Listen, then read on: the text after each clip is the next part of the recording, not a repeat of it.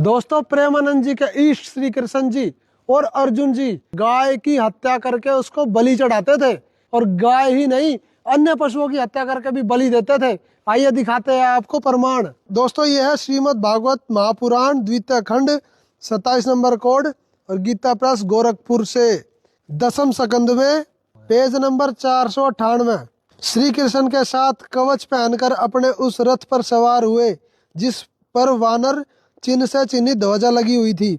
इसके बाद विपक्षी वीरों का नाश करने वाले अर्जुन उस गहन वन में शिकार खेलने गए, जो बहुत से सिंह, व्याघ आदि भयंकर जानवरों से भरा हुआ था।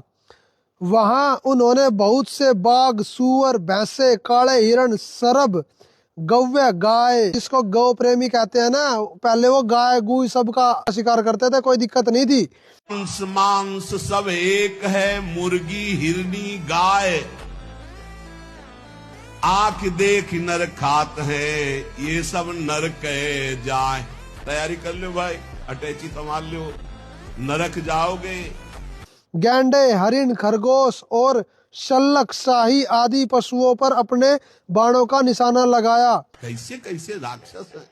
उनमें से जो यज्ञ के योग्य थे, यानी कि जो बलि देने के लिए योग्य थे यज्ञ में, उन्हें सेवक गण पर्व का समय यानी कि त्योहार का समय जानकर राजा युधिष्ठिर के पास ले गए, यानी कि राजमहल में ले गए।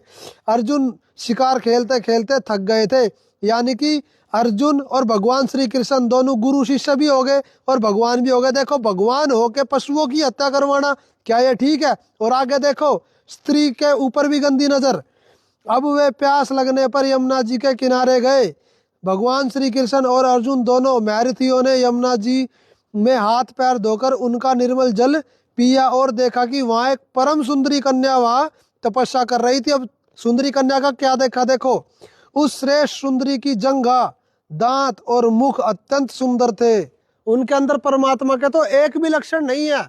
भगवान कभी पशुओं की हत्या करवाता है, और जिनको हम गाय प्रेमी जानते आए हैं, जिनके नाम पे हम गौशालाएं खोलते हैं, उन्होंने खुद पशुओं की हत्या करवाई, उसमें गाय भी थी। कि या तो इनमें आग लगा दो, ठीक है, और या फिर इनकी सही सही अनुवाद हमें बताओ कि लिखा क्या हुआ है। तुम लीलाएं कुछ बताते हो और इनकी क्रिया कुछ और है। ये सभी देवता हैं, भगवान नहीं। काल ने इनकी भी दुर्गति कर रखी है। और जो पूर्ण परमात्मा, उसका नाम कबीर है। यूट्यूब पे सर्च करें संत रामपाल जी महाराज और जाने वास्तविक सनातन परमात्मा की जानकारी, जो निर्विकार है। सत साहिब।